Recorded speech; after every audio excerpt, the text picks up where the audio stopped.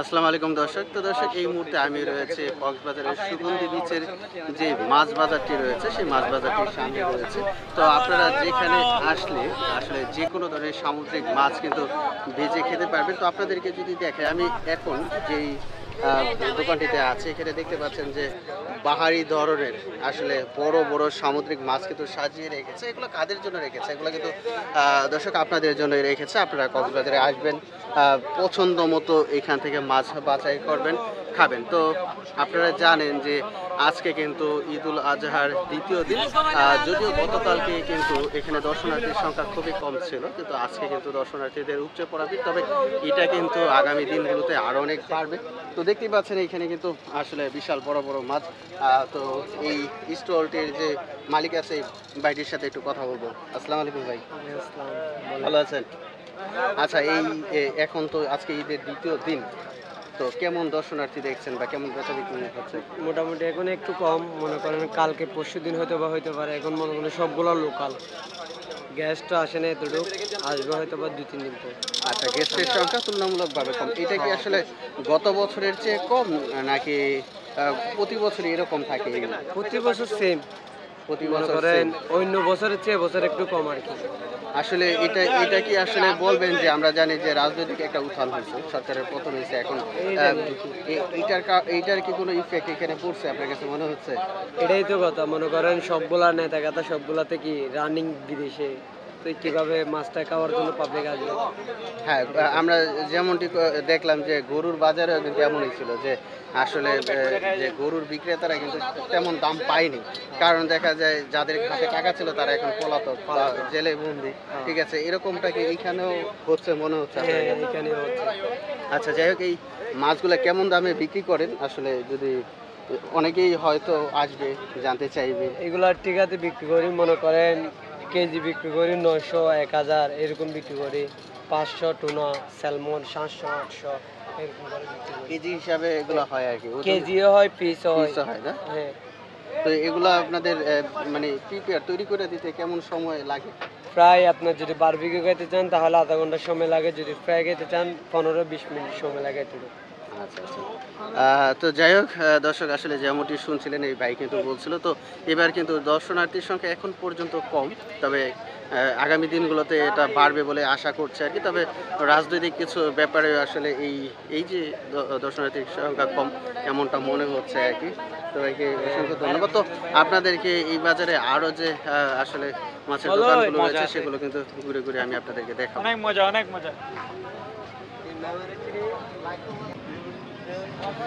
তো দর্শক, আসলে ওই দোকানটির মতো এখানেও দেখতে পাচ্ছেন যে এখানে কিন্তু আসলে আমরা দেখতে পাচ্ছি যে বিভিন্ন ধরনের সামুদ্রিক মাছ, আসলে মাছের যে পর্সা কিন্তু সাজিয়ে রেখেছে। অর্থাৎ আপনি আপনার পছন্দ মতো যেই মাছটি চান সেই মাছটি কিন্তু এখান থেকে বারবিকিউ করতে পারবেন, বা আপনি যেইভাবে খেতে চাচ্ছেন এটা আপনি চাইলে কেজি হিসাবেও নিতে পারবেন, চাইলে আপনি কিন্তু পিস হিসাবেও নিতে পারবেন। তো দেখতে পাচ্ছেন যে খুবই সুন্দর বড় বড় সামুদ্রিক মাছ, যেই মাছগুলো আসলে পছন্দ করি।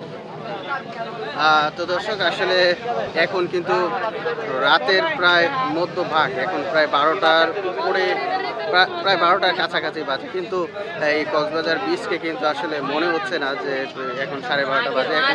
এখন কিন্তু মনে হচ্ছে যে সন্ধেবেলা, আসলে এরকমটাই মনে হচ্ছে। এখানে দর্শনার্থীর সংখ্যা কিন্তু মোটামুটি আসলে কমও বলবো না, বিশেষ করে মাছের বাজারটা খুবই ভালো। তো দেখতে পাচ্ছেন যে প্রত্যেকটা দোকানেই কিন্তু আপনার ভ্যারাইটিস ধরনের মাছ। তো আপনাদেরকে এই যে মাছ থেকে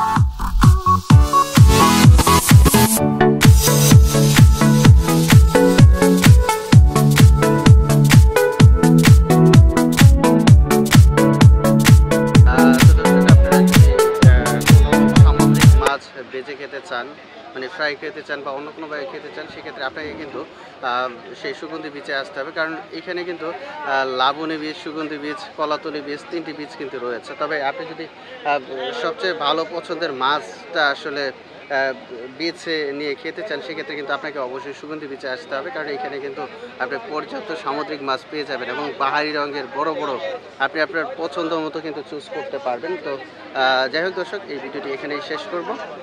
তো ভিডিওটি আপনাদের যদি ভালো লাগে তাহলে অবশ্যই ভিডিওতে একটা লাইক, কমেন্ট, শেয়ার করবেন এবং আমাদের পাশে থাকবেন। ধন্যবাদ সবাইকে।